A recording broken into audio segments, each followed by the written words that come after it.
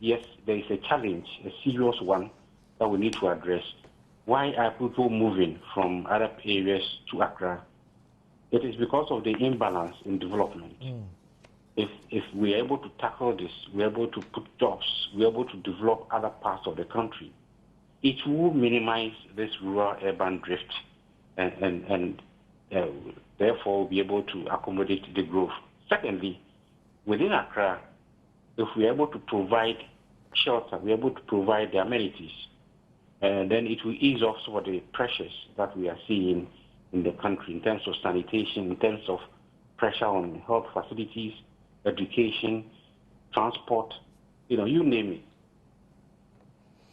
What are the other socio-economic implications that you see? Aside the growth, I think we've also seen that the proportion of females have also increased compared to males.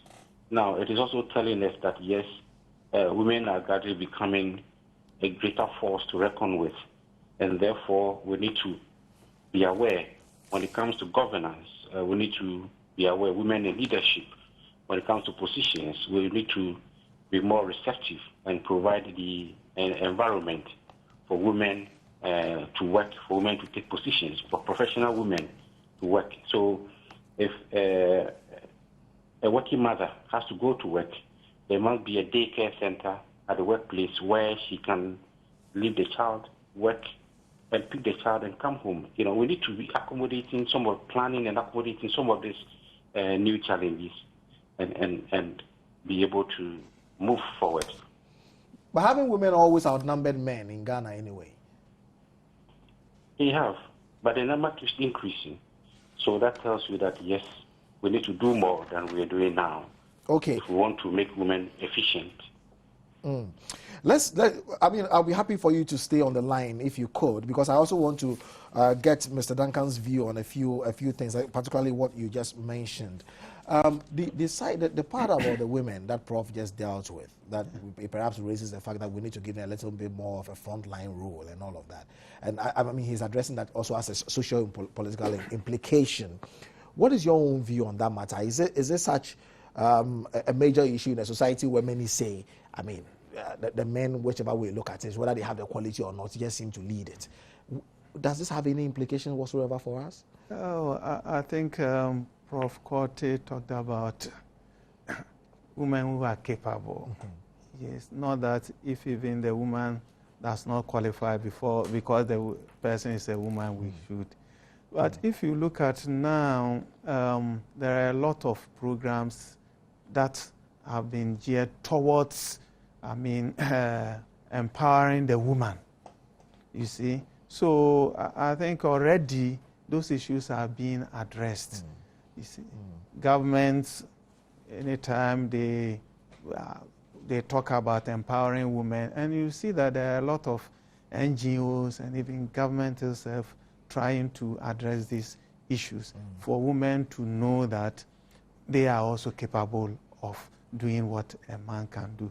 The women have realized that it's only some few areas because of cultural issues. That's why those things are still there. But now, if you look at enrollment and even enrollment in the tertiary educations, look at the academic performance. There was a time medical school, I think out of the 7 who won prizes, 5 or 6 of them were all females. So it shows that now women have realized that they are a force to reckon with. So I think it's in order. But you were making a point about this population density bit. Greater Accra and Ashanti seem to really have the biggest pressures. Some will even argue that Ashanti may have the geographical spread to contain that. But Greater Accra is very small. In fact, if I'm not wrong, it perhaps is the smallest region out of the 10 that we have. Yeah. But yet it seems to have so much pressure on it. Exactly. So, and you are raising the fact that that's the reason we have all manner of issues these days. I mean, water doesn't flow. Where I live, you have to buy water, you have to get tankers to come in and all of that every day and all that. And it's an issue. And yet the water company will bring you a bill at the end of the month and tell you it's an estimated bill. I mean, those are all issues that we have to grapple with and deal with. But let me ask Prof. So in a situation where we have these things happening, getting water bills for water that never gets supplied, which you have to pay for anyway, from private people, tankers, water whose potability you cannot vouch for, and all of that. What then does this cause our society? At some point, won't people lose faith in the system that we run? Well, we are running a system where, of course, if population keeps increasing at a faster rate than our resources can carry us, then we'll be facing these challenges. So I think we need to put in measures to also control our fertility rate. It's quite high. We need to reduce it a bit, not too low, like it's happening in some advanced countries where sometimes they have to fill in with foreign workers. We need to reduce our fertility rate to an appreciable level. Once we do that, then we'll be able to accommodate some of these water problems and electricity problems, etc. Of course, people will lose faith in the institutions if this trend continues. If for a week, perhaps you have water running through your tap once or something, it's quite an uncomfortable situation. We need to plan ahead and be able to project the increases in population and demand for these services, so that we don't just provide them, but we also provide quality services. I have seen a report that actually describes the population increase over the 10-year period or so, the 30.4, with the adjective alarming. Is it an alarming situation for our population to increase by that margin? Yes, if you look at the change, it's quite huge. It's quite huge, and in the resources, if we had the resources, it's not alarming. If you have the land size, we have the resources to accommodate this, that should not be a problem. But where we have challenges with the resources, then yes, it is indeed alarming. But if you look at our country, look at the spread of Ghana. I mean, less than 30 million people, if we had evenly developed our country, should have enough resources in this country with so much to spare. Isn't it a problem that because there's so much concentration in Greater Accra and Ashanti and perhaps central and western regions, is the reason why it looks as if it's such a catastrophic growth, when as a matter of fact, it's just a failure for us to evenly spread that which we have as a country? No, if you even want to talk about evenly spreading the resources, a good measure is our per capita income, which recently is about $1,300 per head. So if we spread it evenly, we share what we produce in a year evenly, that is how much we get. Now, if you compare with other countries, a country like South Africa with other countries that have much, much higher per capita income, or even draw closer to the developed world, then you will see that yes, you think you have resources, but in actual fact you don't have, because you're not able to, you don't have the technology to turn these resources into output, into marketable output for you to be able to buy the things you want to buy and live comfortably. So yes, we have natural resources, but we don't have the technology, and therefore we get very little out of these resources. Mr. Duncan, if that is the case, as Prof has just analyzed, and you look at all the issues and the situations that we describe, you look at the fact that almost half the population is dependent, as we say. People under 15 years and over 65 years are over 10 million, that's 10.6 or so in the country, where resources, according to Prof, which I saw you writing down, are limited and perhaps do not go round. Really, how does the other half, which has to carry the rest of all these people on their backs, survive in a country like this?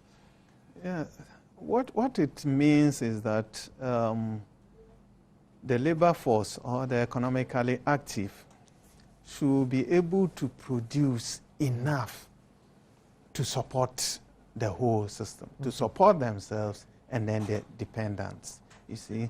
Now, if we look critically at the distribution, the population distribution, you will see Upper East, Upper West being low. Yes. But it's due to migration. Okay. From that place to Accra and then Kumasi. 2000 population census, for instance, if you take people of northern origin who were residing in Ashanti region, the size was the same as the population of Upper West. You see? So it means that these people have migrated from those places to areas where they can get jobs to do. So if you look at programs like SADA, which, government, I think it was initiated during MPP time, it's come to NDC time, they are also continuing with it. Such programs will help in, making people not moving from those deprived areas to Accra and Kumasi. You see, so when such policies become successful, you see that we have some of this even balance. Why should someone come from his or her hometown to sleep on the street? Yeah. Because at least the person has a shelter. You will not go to villages to see people sleeping on streets. Fact. Or on veranda. True. But when they come, they don't have shelter.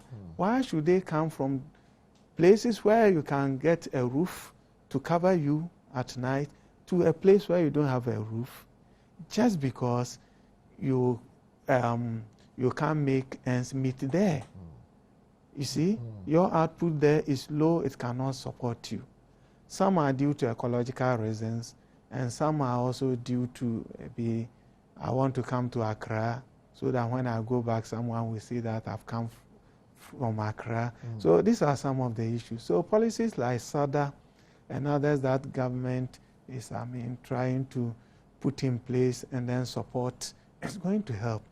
And if you look at our agriculture too, because looking at the population, we don't have the population now with by sector, sector of employment. Like you see that still agriculture has the largest share. Now, you go to some countries, you see that the population who are engaged in agriculture below 10, but they're able to produce and much more than we do because it's mechanized. Exactly. So I think if you hear news like World Bank or maybe this country is coming to help Ghana to mechanize agri, then it's a good news.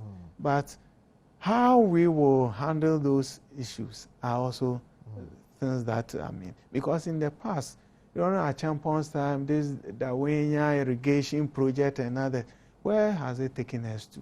It means that we have the plans in place, but managing them successfully so that in the long term to be profitable has been a problem in Ghana. So I think we have to be very serious with those policies and not just, make lip service out of them. We have to be very serious. Talking about the census figures, they are finally out and what the figures mean for us as a country. I'm sure you are still with me, Prof, and I'd like to find out from you as we move along what it really means for half or close to half of the population to be below the age of 15 or above the age of 65. Hello, Prof. Can you hear me? Hello? Yes. Basically, I'd like to find your own views, as Mr. Duncan has given us his, on the fact that almost half of the total population is under 15 years old or above 65 years old. What does that mean for us? Yes, for those below under 15, the younger age, now it will be a sacrifice. The working population will have to work harder to pull them along. But then that's the future human resource of the country. So if you're able to educate them very well, provide them with the necessary capacity, then in the future we are going to have such a young, dynamic and vibrant Ghanaians who would work, would till the land, would work for us to have a better future. But it depends on what you do with them now. If you don't invest in them, you don't educate them, they will have problems. But if you do, it would really transform the country. If you really invest in them, science and technology, they do ICT and all the, necessary skill requirements that we need in this country. For the aged, yes, we need to support them.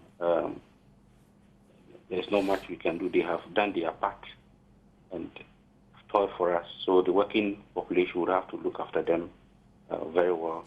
Of course, they also have something to impact on the working population and the youth in terms of advice, in terms of mentoring, etc.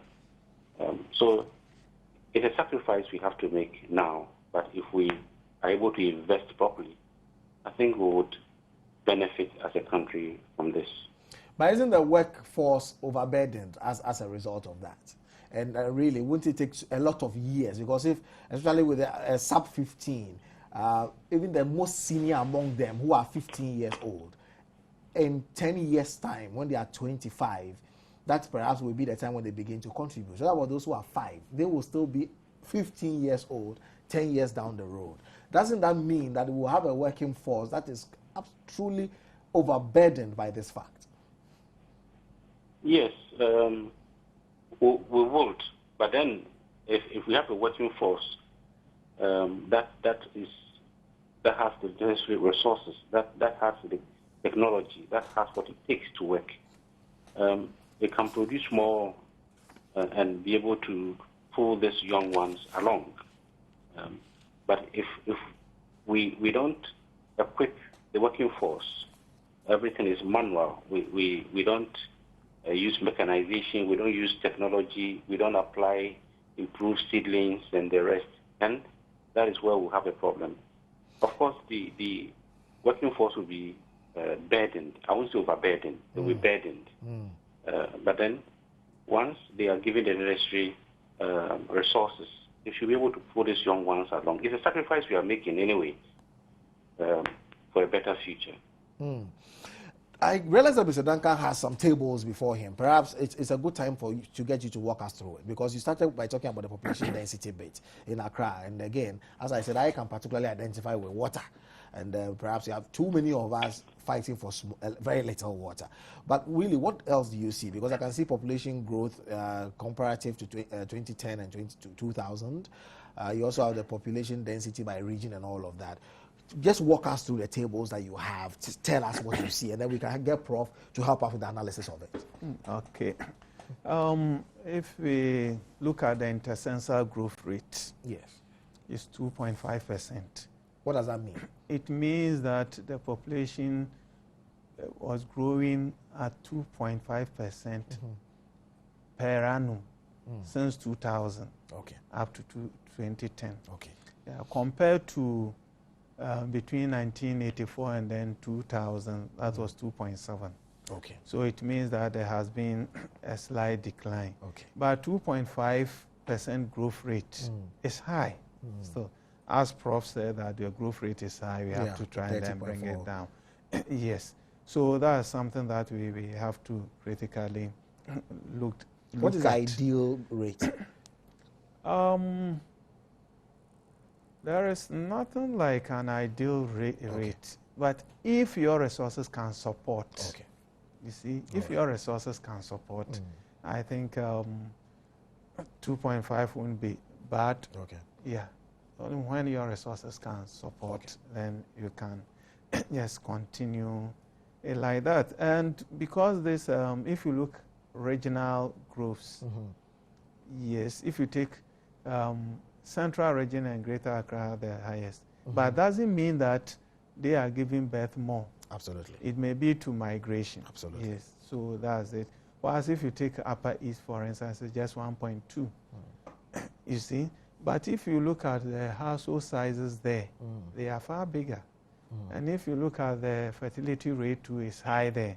So it means that having this intercensal growth rate of 1.2 really means that people are migrating from that place down south somewhere. So it all also comes to improving, infrastructure in those areas to curb these shifts in the population. Now, if you take the population density, for instance, I think Northern region had the lowest. That is 35 per square kilometer. Wow. Yes. But it doesn't mean that there are no pressure on resources there. It was a big region. Yes, very big region. And you can, if you go to now I've forgotten the name given to, but at first it was part of this Gonja, Damongo area. Okay. You will see that have vast land.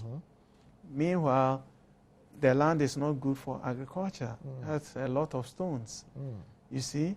So you see that it's sparsely populated. And Northern region too, if you look at the game reserve, the game reserve has taken a very big chunk of it. But when we are talking about this population density, you are taking the total land area and then dividing by it. So it doesn't mean that the land is there and they can. It means that they are not, pressured by resources. Right. Because if you look at why should they migrate down south? It means that resources there cannot support them. You see. So that's one thing we have to also look at, as I've talked about this SADA issue already. Yes. Now, we have to try and then make agric attractive. You see, that's one thing we have to look at. Everybody is moving into trading. Sure. And this trading that we are doing, these tradable goods are mostly imported goods.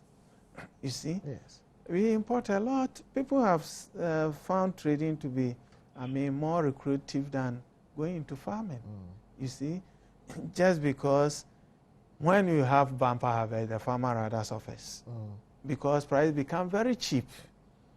And if you cannot, if they are not, for the grains, you are able to store. Okay. But what about the perishables? The perishables, tomatoes, and then see your plantains, and then and at times, those of us who have been traveling around to go on monitoring and others, at times when they even give plantain one vine to you, you don't even try to tell the person that reduce it.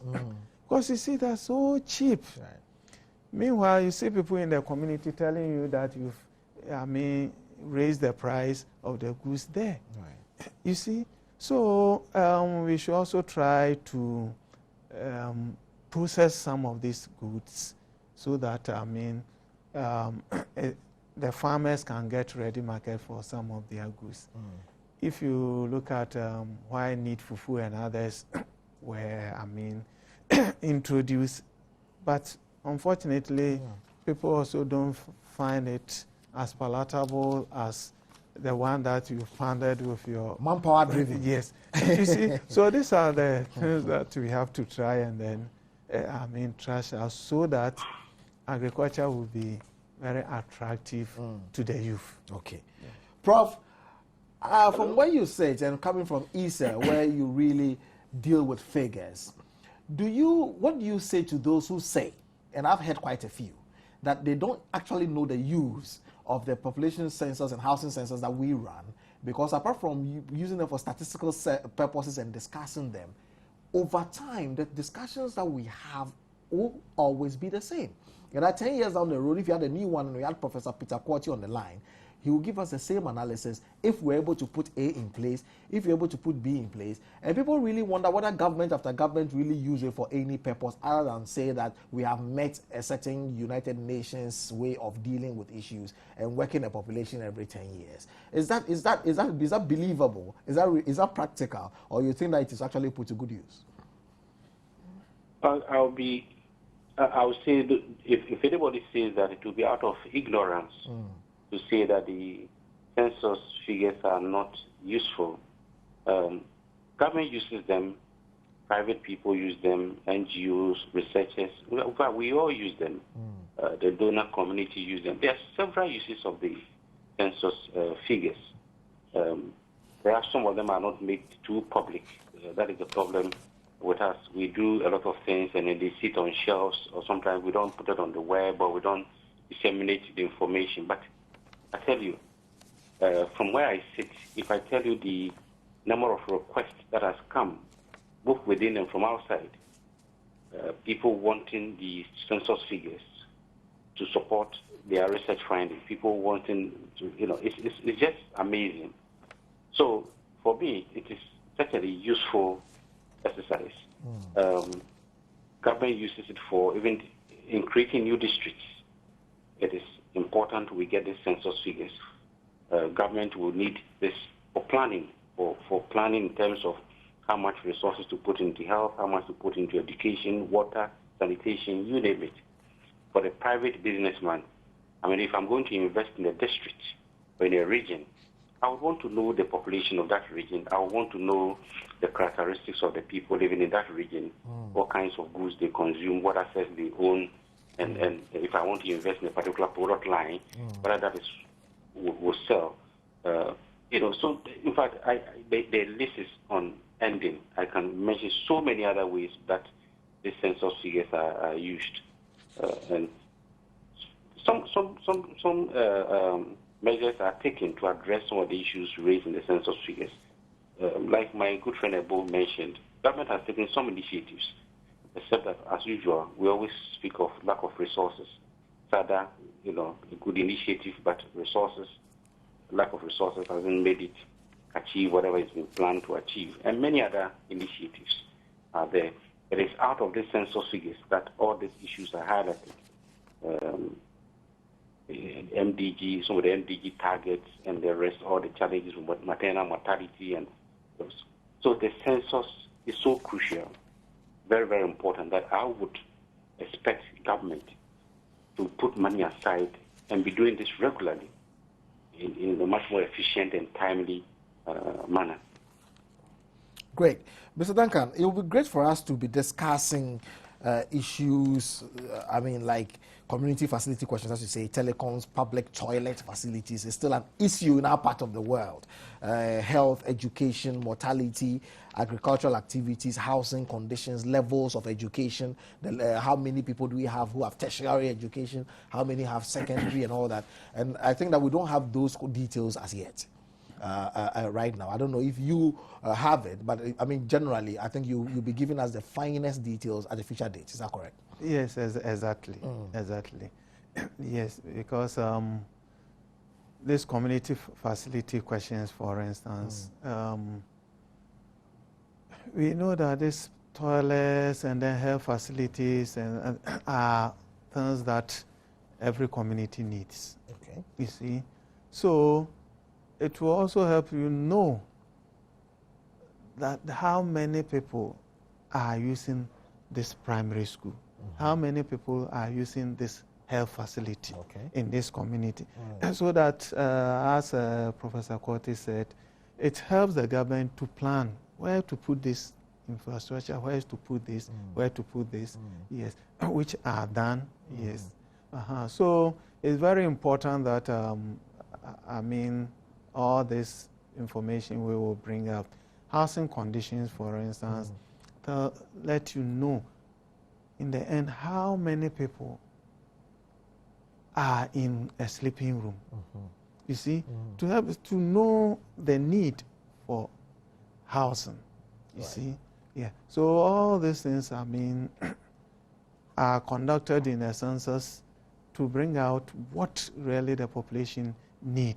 So when are we getting those details? Because really, it's important. And of course, Professor Korte said, not just government, but also private persons. I want to set up a school, private school. Is that need for it in this district or community? Or I want to sell whatever product. Would it be good to take it here or there? People here lack this or have this or whatever. It would all be great. But really, when will we get that? Because again, Prof made a good point that perhaps a lot of things don't also come into the public domain. And that's the reason why we have discussing Ghana's population and housing census. The figures are finally out and we know where we stand, and we have some of the basic highlights. If you just joined us, I think it will be useful for me to give you the highlights of the survey report. Ghana's population has increased by 30.4% from 18,912,079 in 2000 to 24,658,823 in 2010. Females account for 51.2% of the enumerated population. The recorded annual intercensal growth rate in 2010 is 2.5%. That's the growth rate per annum since 2000 to 2010. Greater Accra, 16.3%, Ashanti, 19.4%. Regions have the greater share of the population, and population density has also increased from 79 in 2000 to 103 in 2010.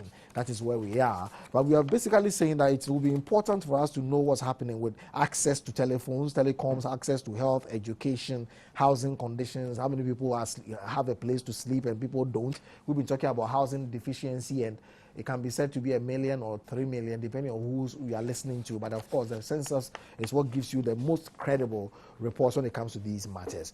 Mr. Duncan, are you going to give us a little peek into what is to come with regard to some of these fine details? Thank you very much. If you look at the format that was released in the 2000, I think is going to follow the same format. Okay. But this will have an addition, because we have information on disability. They have this ICT and also there. All right. Now, we will not go deep, as Dr. Kote said. There are some data that are not released, because for a research institution like that, when they do a survey, they need something that we call raising factors, which they will get from the census. Yeah, but that is academic, so it's left to Dr. Kote and others who use. For instance, let's take main fuel used for cooking. This time, it will come out soon. But if you look at 2000, you see that 55.8% of the households were using wood for cooking. Okay. You see, so such an information should prompt the government that try and then promote other fuels that can be used for cooking. Otherwise, your forest will be depleted. I think this is one of the information that led to the promotion of the use of gas. You see? LPG. LPG. That's right. You see? So this information is something like that. Now, if you look at the data and then you look at the number of people who don't have toilets, who the free range. Yes. You know, it's health hazards. Absolutely. So definitely, what is the district assembly doing to help people, or what laws will the district assembly do so that people will not be just defecating anywhere? So this data, some type of toilet facility, type of cooking fuel, type of drinking water, all will be released soon.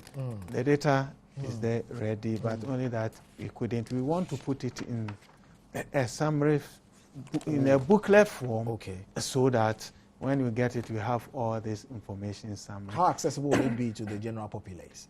Oh, now that we have a website, I think most of this information will be put on the website.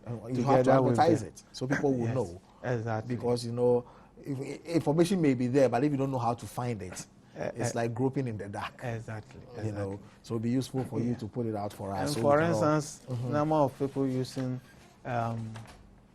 number of households who are using these internet facilities and other, that will also help you. Maybe you want to advertise something. It's cheaper doing it that way, or to get them, or this thing. So these are some of the advantages of those facilities that we also asked for in the census. Prof, absolutely. I think that those who doubt the importance of the census by this time, based on your effort and that of Mr. Duncan, should have changed their minds, because it's really critical. And I even think that in an election year like this, the political parties, whether in power or in opposition, should, if they are serious about improving the lot of the Ghanaian, should look at these reports and also know what the topical issues are in this country once the breakdown has come, and know where to go, which areas to go, and what is needed and what is required of us, and all of those things. And that will absolutely help all of us. But what advice do you have with regard to making the information that comes out really go fully? It will not just be the preserve of people like you and also of ISE, but that all of us can begin to identify with these issues as important, as something that touches and affects all of us, for which reason we could get it. How do you expect it to be put out more fully for all of us to deal with it? Well, I think this is a very useful information. The fine details, Abo has promised to make them available to us. But then the next phase will be dissemination, so that the information comes out and comes across to every Ghanaian. So, yes, the website is one source, but usually you don't get everything at the website. They have some summary tables and other things. There are times they also put it on CD that people are able to buy, so that at least they cover some of the production costs. Yes, in the booklet form as well as they usually do. But I would expect them to link up with the NCC, and also an organization like the National Population Council, so that some of this information will really go down to the grassroots. Ideally, if we have resources, we can even translate them into some of the local languages, because not everybody is privileged enough to speak the Queen's language. Yet we are all Ghanaians, and we need to understand some of the issues that is going on. After all, we all vote in this country, so we need to know the issues. We need to understand what high population growth rate, high mortality rate means. If we want people to reduce their birth rate, we need to explain to them why it is critical that we reduce birth rate, why it is critical that we attend the hospitals, and why it is important that you don't just migrate to Accra. So I think the dissemination phase has to be made more active, and in so doing, every Ghanaian would understand and appreciate this useful data set that is being churned out by the Ghana Statistical Service. Before I take your final comments, both of you, let's read some text messages that have just come in. Frank Kanko says that if the figures are anything to go by, then we need to take our reproductive health seriously as a country. 30.9, actually it's 30.4 in 10 years. He says that is just too much. Bonti Benjamin says, even with the previous census, we failed to plan to the satisfaction of the people. And now that unemployment, poverty, cost of living, corruption, and unwarranted hardship have tripled, can these figures help us to reschedule and introduce pragmatic measures given the available resources to redeem the economic woes of the state and better the lot of the masses? All right, that's his question. Shea Blaze Amero, are they sure of the number? Mind you, a lot of people were not counted. Okay, so I'm sure both Prof and Mr. Duncan will be making notes, and then in their final wrap-ups, they will comment on what they find topical.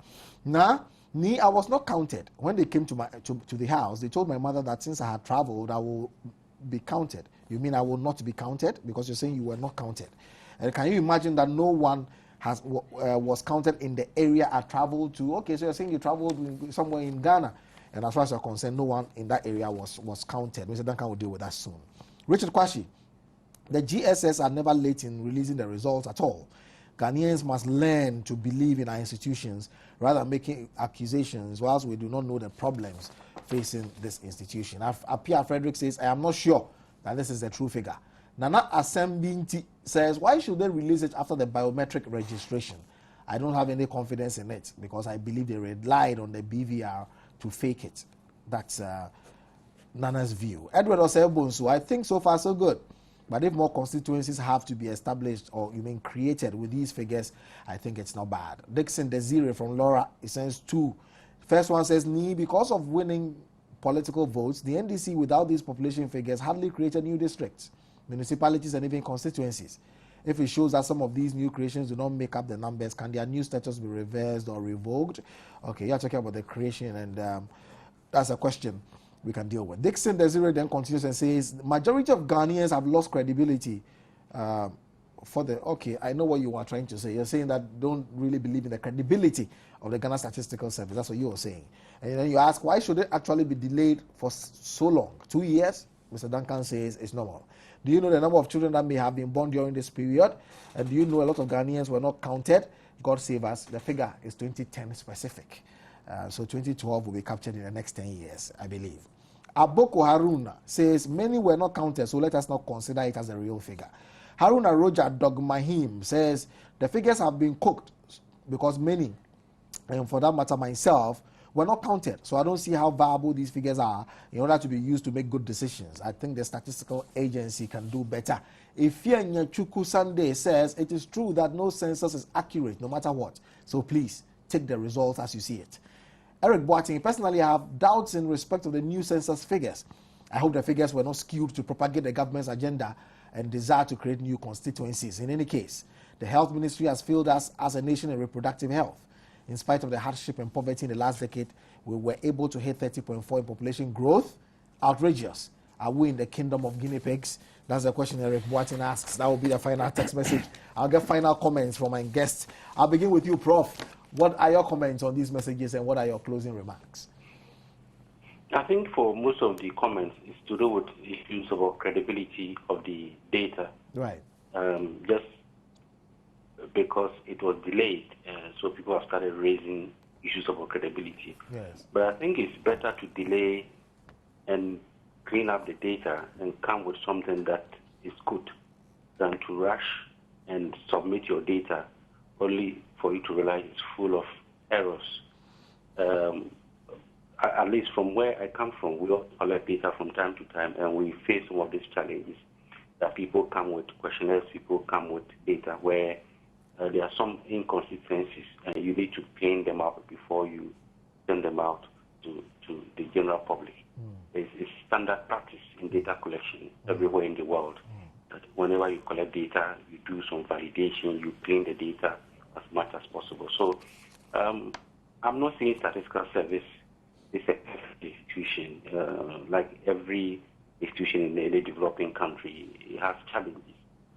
But then let's believe in our institutions, let's resource our institution and make do with what they have and believe in it, resource it, and with time, we'll make it the perfect institution we want to achieve. But I don't think we should throw what we have away and rather have nothing. So for those skeptics, I think I would advise you rather believe in what we have and let's plan what we have. Let's all together work and get a better institution. Professor Peter Quarty. The other issues, I think Ebo would handle them. Okay. I think Ebo should be able to handle the others. Okay, thank you very much for your time with us tonight. Enjoy the rest of your evening. You're welcome, and good night to you. Good night to you, and I'm sure you have final words for us as well. Yes, I think people talk about, many were not counted. You didn't know the size of that many? Because if we say those who were counted should also call.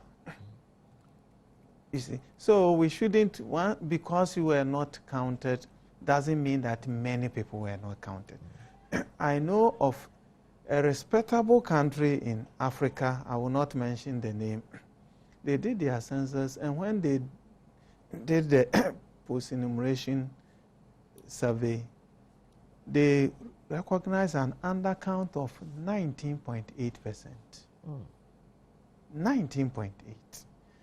We've done our PES, and we'll bring the results out. No country in the world can get 100% census count.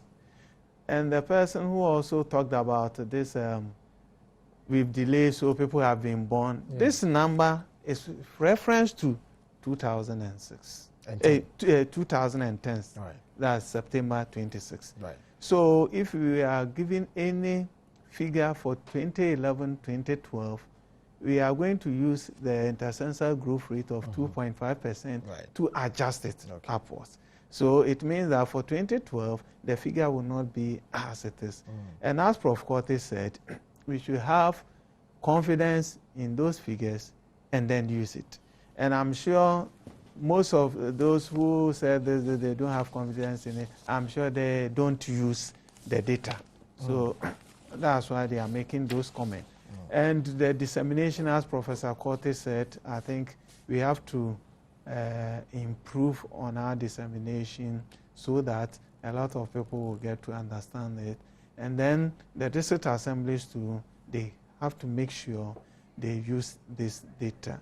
The 2001, we analyzed the data by district and we have the booklets there. I don't know whether the district assemblies used it in their planning. Okay. All right. We have to bring the discussion to a close. Censuses have been with us for a very long time, even ancient Egypt. 3340 BCE, somewhere we're told they had a census. In the Bible, it's there. David took a census. Ancient Greece did its own. China, 2 CE, India, all of those during Chandragupta as reign and all of that up to date. It's an important thing, and we will continue to do it. The point is to put it to the use that we require, we deserve, and that is how to better the lot of our people. Ebo Duncan is head of Economic Statistics Division, the Ghana Statistical Service. Thank you very much for coming, sir. And also to Professor Peter Korte, who joined us by phone, Senior Research Fellow, Institute of Statistical, Social, and Economic Research. And to you for watching the show. Join us tomorrow, because you know, on Personality Profile Friday, Sekou Nkrumah, son of the late Sergeant for Dr. Kwame Nkrumah, joins me one-on-one on Personality Profile. CPP to NDC, and now in support of Nana Addo Dankwa Akufo-Addo. What has happened? He'll give us all the answers at 9 p.m. Don't miss it. Good night.